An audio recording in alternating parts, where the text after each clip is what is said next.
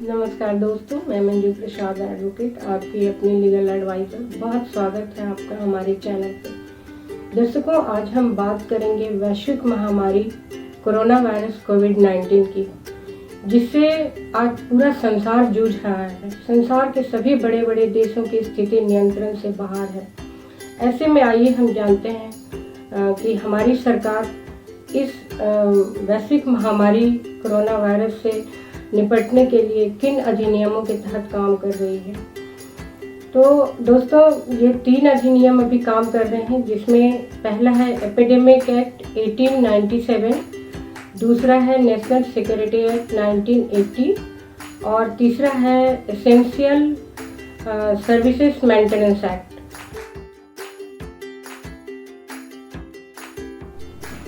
आइए जानते हैं एपिडेमिक एक्ट 1897 क्या है। यह 123 साल पुराना कानून है। जब भारत पर अंग्रेजों का शासन था, उस समय बॉम्बे में प्लेग नामक बीमारी फैली थी, जिस पर काबू पाने के लिए अंग्रेजों ने यह कानून बनाया था, जिसके अंतर्गत स्थानीय अधिकारियों को कुछ विशेष अधिकार दिए गए थे। यह कानून भारत के सबसे छोटे कानूनों में से एक है। इसमें कुल 4 सेक्शन हैं। पहला सेक्शन है जो इसके शीर्षक और अन्य पहलुओं का विश्लेषण करता है। दूसरे सेक्शन के अंतर्गत विशेष अधिकारियों को कुछ विशेष अधिकार दिए गए हैं। तीसरे सेक्शन में आदेशों का उल्लंघन करने वाले व्यक्तियों को आईपीसी की धारा 188 के तहत दंड और जुर्माने का प्रावधान है।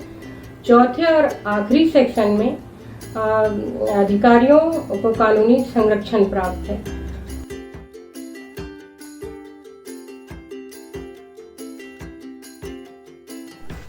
आइए समझते हैं ये 4 सेक्शन क्या है। तो पहला सेक्शन जो है सेक्शन 1, उसमें इसकी परिभाषा दी गई है कि यह कानून एपिडेमिक एक्ट 1897 के नाम से जाना जाएगा और इसको पूरे देश में हम लागू कर सकते हैं। दूसरा सेक्शन है स्थानीय अधिकारियों को विशेष अधिकार दिए गए हैं। जैसे कि अभी सरकार का आदेश है कि कोई भी जनता रोड पे ना निकले, सभी अपने घरों में रहेंगे। अगर कोई जनता रोड पे अननेसेसरी टहलते हुए मिली तो पुलिस उसकी पिटाई करेगी। ये विशेष अधिकार पुलिस को दी गई है। तीसरे सेक्शन में आदेशों का उल्लंघन करने वालों को आईपीसी की धारा 188 के तहत जुर्माने और सजा का प्रावधान है।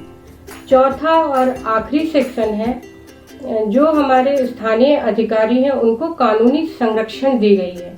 कानूनी संरक्षण का मतलब हुआ कि अगर वो उनके कामकाज में कोई बाधा डालता है तो वो उसके साथ सख्ती बरत सकते हैं।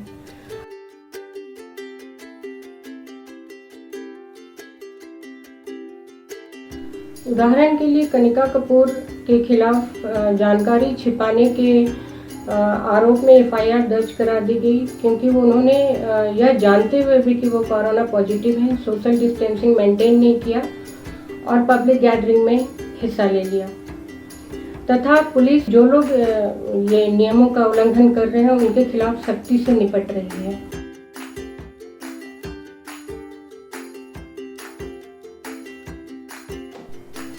तो दर्शकों, आपसे रिक्वेस्ट है कि आप सरकार द्वारा जारी किए गए नियमों और आदेशों का पालन करें, नहीं तो 6 महीने की जेल और जुर्माना हो सकती है।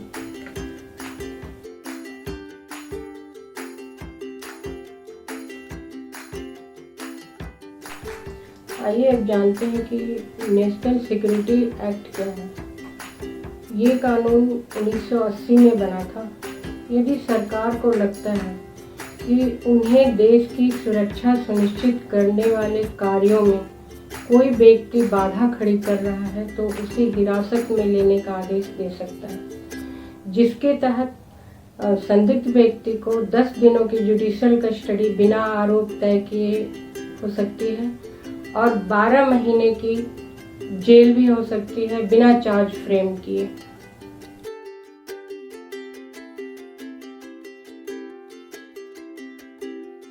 दोस्तों, अभी आपको पता ही है, आपने न्यूज़ भी देखा होगा कि कई पेशेंट जो कोरोना पॉजिटिव थे वो डॉक्टरों के साथ बदसलूकी कर रहे थे, नर्सों के साथ मिसबिहेव कर रहे थे।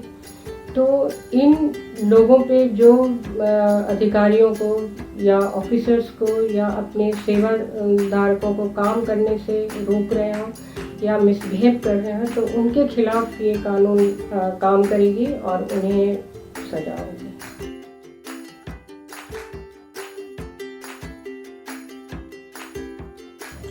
तो दोस्तों, आपसे रिक्वेस्ट है कि आपको जो भी एसेंशियल सर्विसेज दे रहे हैं, डॉक्टर्स हैं, पुलिस हैं, नर्सें हैं, या जो फूड डिपार्टमेंट का सर्विस आपके पास प्रोवाइड हो रहा है, तो उनको आप कोऑपरेट कीजिए, नहीं तो 1 साल की सज़ा हो सकती है और जुर्माना भी लग सकती है।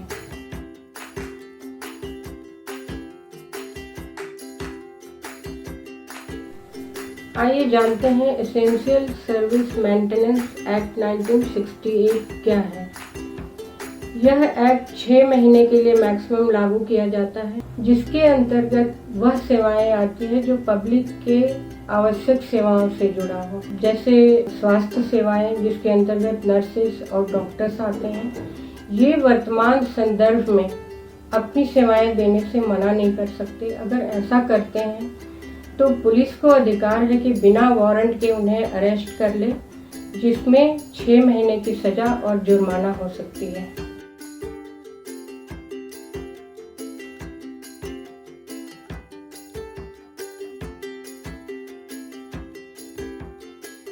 तो दोस्तों, यह था किसी विशेष परिस्थितियों से निपटने के लिए प्रशासनिक गाइडलाइन जो हम सबको फॉलो करना है। तो आपसे रिक्वेस्ट है, घर पे रहें, सेफ रहें, सरकार के आदेशों और नियमों का पालन करें और कोरोना वायरस को हराने के लिए पॉजिटिव एटीट्यूड रखें और उम्मीद रखें। धन्यवाद।